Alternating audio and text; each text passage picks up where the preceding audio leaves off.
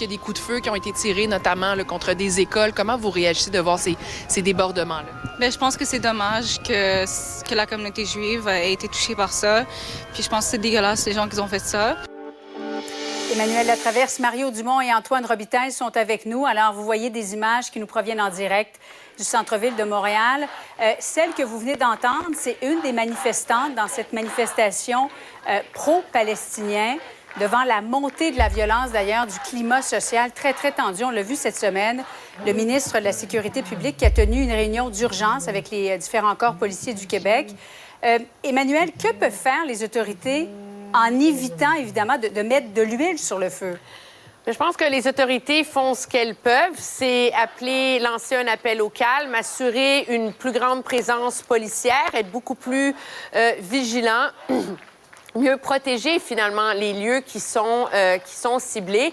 Ce qui est de très difficile pour les autorités là-dedans, c'est que on prend l'exemple de Adil Sharkawi ou que d'autres slogans là, qu'on voit dans ces manifestations-là. Nous, comme citoyens, on regarde ça, on entend ça, puis on dit ça n'a pas de bon sens.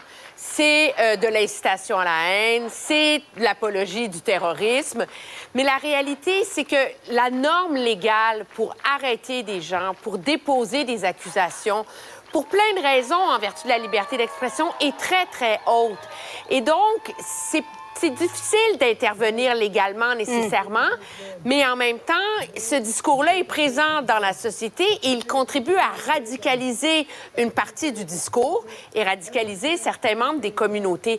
Alors, je pense que c'est la raison pour laquelle tout le monde fait son possible à l'intérieur des normes, mais à partir du moment où on décide qu'au Québec, il n'est pas question d'interdire aux gens de manifester, que la liberté d'expression, que le droit de manifester, c'est trop important, mais il faut vivre avec le risque qui vient avec. Mario, qu'est-ce qu'on fait avec ce flou juridique, justement?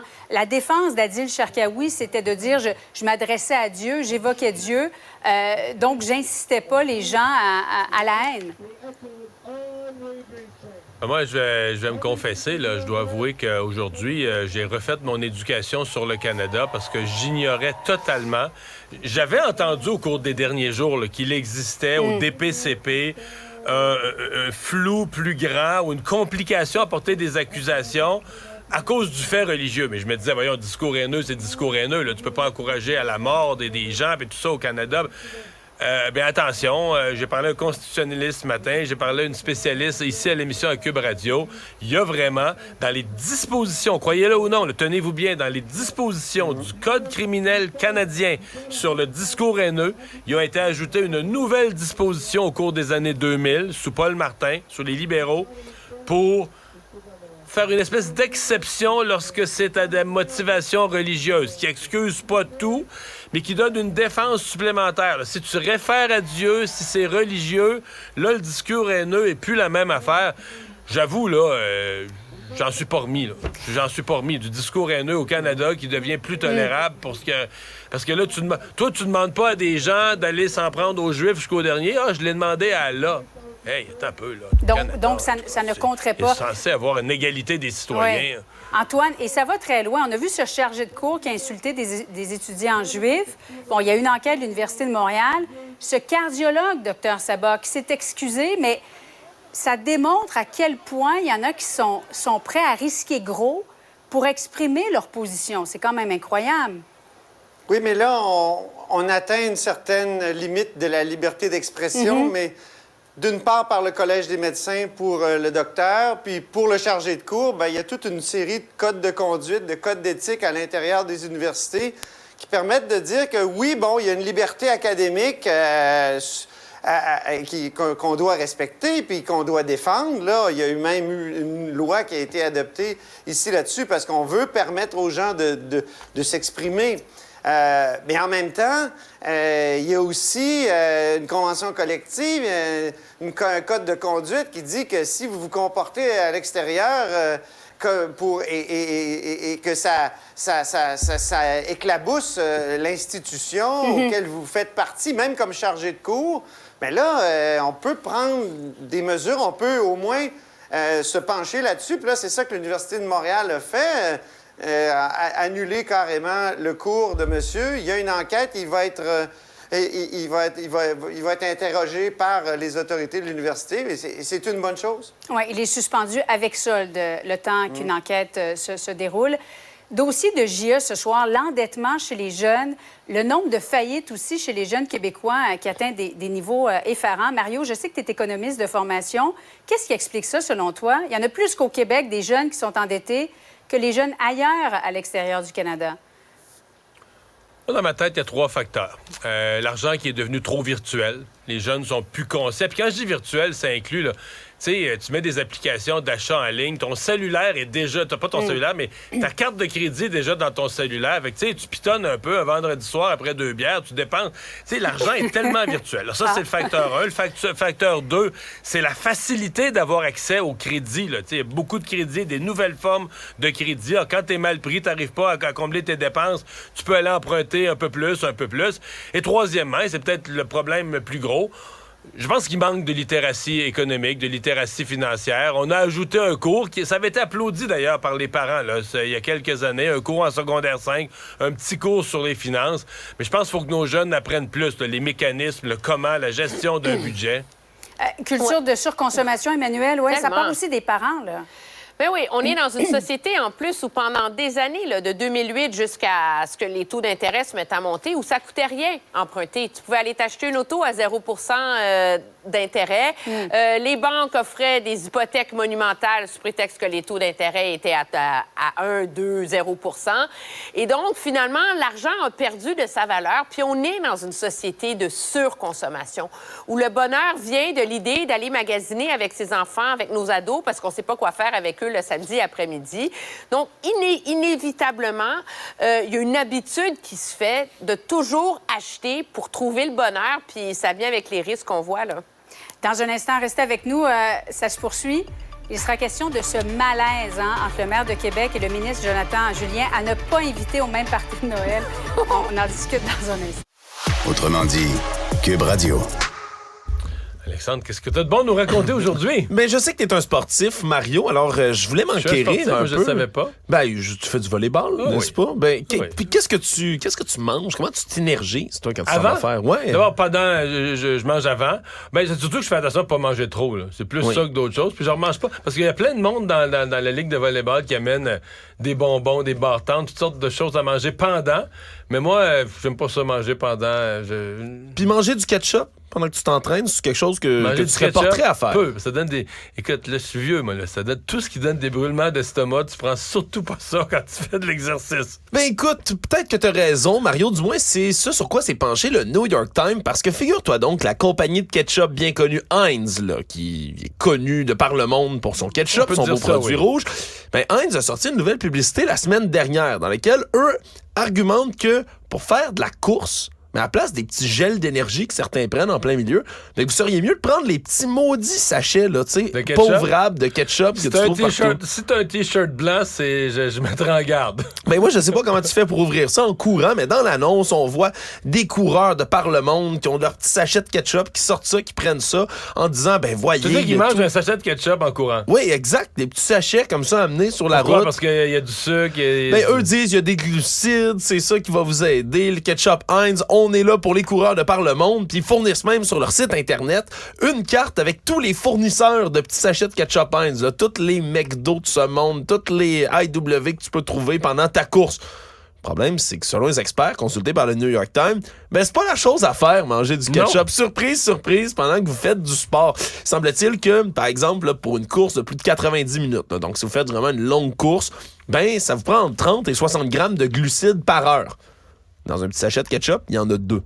Il y a 2 grammes de glucides. Ça veut dire que... faudrait que t'en prennes 45. Ouais, faudrait que là, tu manges... Si tu salis pas ton t-shirt, t'es un héros, là. Oui, surtout, encore une fois, je le répète, être capable d'ouvrir ces sachets-là, assis, bien comme il faut à ta table au McDo, c'est compliqué. En courant, je sais pas comment vous allez vous y prendre.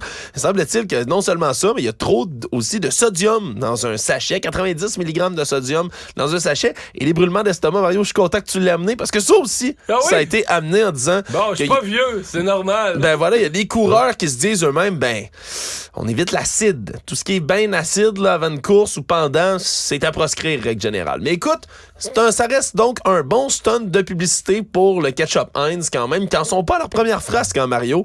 Ils ont souvent essayé de mettre de l'avant toutes sortes d'utilités pour leurs produits, comme quoi c'est pas juste bon d'un burger ou dans la tourtière du Lac-Saint-Jean. Ils ont fait la promotion du ketchup par le passé comme pâte à dents, comme crème pour l'acné et même comme shampoing, entre autres, dans une campagne publicitaire en 2007. C'est sûr que si t'as des cheveux blancs, d'après moi, ils finissent roses, c'est bon. On va garder ça dans le hot dog. Merci. Cube Radio.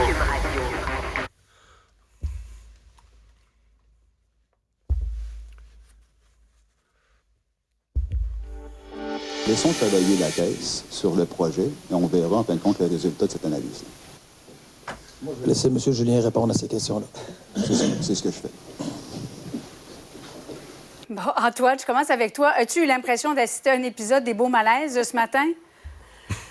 Absolument. Puis c'est le gouvernement Legault qui crée ce malaise-là, qui se comporte comme un gouvernement erratique sur un grand projet, mais même sur les 2 grands projets. Et c'est ça le problème, à trop vouloir plaire à tout le monde à Québec et son frère, là, c'est ça qui arrive.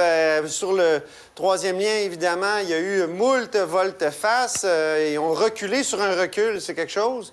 Et puis là, sur le tramway, depuis le début, qu'ils ont le pied sur le frein. Puis là, ils disent on va aller à la caisse de dépôt. On ne sait même pas quel est le mandat qui est donné à la caisse. On a essayé de l'avoir, nous, ici. Moi, j'ai écrit à 4 cabinets. Puis il n'y a pas de lettre qui a été faite, finalement. Il y a eu des conversations téléphoniques. Donc, c'est un gouvernement qui a maintenant l'air erratique et qui improvise. Quand tu fais poser des questions comme ça devant le maire qui, lui, est déchargé de ce dossier-là, il n'est pas ravi, mais au moins, il y a une certaine délivrance. Mais, tu sais, au passage, quand même, il a été vraiment humilié par le gouvernement du Québec. Donc, il y a de quoi avoir des malaises, là, puis on n'a même pas besoin de Martin Matt pour écrire le scénario. Pour écrire, ou François Havard pour écrire un épisode. Mario, évidemment, le point de presse se tenait dans le cadre du prolongement de la promenade Samuel de Champlain. Qu'est-ce que tu aurais fait si tu avais été aujourd'hui le maire Marchand? Même chose. Oui? Ouais, le maire Marchand, je le comprends, dans le fond, il dit, moi, je réponds plus, parce que dans le fond, la conférence de presse, ce que je comprends, elle est assez bien jusqu'à temps qu'un journaliste amène la fameuse question du tramway, où là, l'atmosphère a changé. Mais, tu sais, il redirige les questions. Lui, il vient de se faire enlever le dossier, puis on lui a dit, garde, c'est plus toi qui décide. Ben là, arrangez-vous, là, tu sais, puis on renvoyait les questions au gouvernement. Sauf que, tu sais, je me répète souvent là-dessus, mais moi, je pense que les niveaux de gouvernement travaillent pour le même citoyen et que le citoyen, à un moment donné, s'attend à ce qu'il y ait un minimum de professionnalisme, de bonne entente, de cordialité. Et je pense que tout ça, tu sais, ça allait mal avec le maire Labaume, là, ça va mal avec le maire Marchand, ça va mal avec d'autres maires, mal avec un, mal avec l'autre. Et je pense que c'est en train de nuire au gouvernement Legault. La monnaie, tu peux pas être en chicane avec tout le monde qui travaille pour les mêmes citoyens que toi, là. Ouais, Emmanuel, est-ce qu'il y a quelque chose qui va bien actuellement pour la CAQ? Mon Dieu, tu me prends à brûle pour point. Oui, OK. C'est sûr que c'est plutôt difficile en ce moment, mais le gouvernement le savait. Il est dans un contexte absolument impossible, en milieu d'une négociation qu'il a lui-même bousillé en s'octroyant ses augmentations de salaire. On va pas le refaire, ce débat-là. Puis il est comme enlisé dans des grosses réformes hyper compliquées, là, celle du ministre Dubé sur la santé, celle de Bernard Drinville sur l'éducation. Et il ne réussit pas à créer une espèce de mobilisation comme un projet autour de cette idée de la filière batterie. Dans l'esprit du gouvernement, c'est le gros moteur de son 2e mandat, mais ça demeure très abstrait. C'est loin de la réalité des gens. Donc, c'est difficile de créer de la cohésion autour de ça. Moi, j'espère une chose, cependant, c'est que maintenant là, qu'on a vécu la saga 3e lien, tramway, etc., y a-t-il quelqu'un au gouvernement du Québec qui peut réfléchir pour qu'on réussisse à dépolitiser les projets de transport en commun? Ouais. Ça n'a aucun sens, là. Antoine? Mais moi, je trouve que dans l'opposition, M. Legault disait toujours à M. Couillard, vous manquez de leadership, mais Un gouvernement qui change d'idée constamment comme ça sur des gros projets là, de plusieurs milliards, c'est ça le manque de leadership. Parce que si à la tête, il y a quelqu'un qui tient la route, qui dit « on s'en va vers là », puis oui, ça va être impopulaire peut-être pendant un temps, mais une fois qu'on va avoir le projet réalisé, bien, les gens, on le sait dans le cas du tramway, tout le monde chiale avant, pendant, puis après, partout. On en veut plus des tramways. Ça, c'est la règle d'or. Alors, s'il avait tenu la route en disant, bien, peut-être qu'on va en réaliser, étant donné l'inflation, une partie, on va travailler avec le maire de Québec, bien, peut-être qu'il ne serait pas dans le cambouis, là, comme actuellement. Et Mario, il se peut que dans 6 mois, la Caisse de dépôt dise, bien, ça prend le tramway, parce qu'il y a de ça 3 ans, il y a quelqu'un qui travaille aujourd'hui. On avait mandaté un expert pour répondre à la question. Il se trouve aujourd'hui qu'il est à la Caisse de dépôt. Alors, ça se peut qu'on en vienne au même résultat, finalement. C'est une spirale sans nom. Ah! Oui, son rapport ici. Oui, je me suis amusé. Je me suis amusé ici à faire de la politique, économie, fiction tout à l'heure. Puis je disais, effectivement, et peut-être que parce que la Caisse de dépôt va être promoteur, c'est peut-être imaginable que des consortiums qui avaient débarqué, parce que leurs banquiers avaient débarqué, reviennent et que le projet de tramway revienne avec des consortiums prêts à le réaliser. C'est peut-être ça qui va sauver la face de tout le monde. Ah, on va s'en reparler. On va rejouer ce qu'on vient de jouer là dans 6 mois. Effectivement. Un scénario optimiste, Mario, ah oui? Ah oui, oui. On s'en va en souriant à la fin de semaine. C'est super. Effectivement. Antoine Robitaille. Rêver. Merci, bonsoir. Cube Radio. Une autre vision de l'actualité. Alors voilà, c'est ce qui complète cette émission. Merci d'avoir été des nôtres. Je vous souhaite une très belle fin de semaine. On se retrouve lundi. Cet épisode est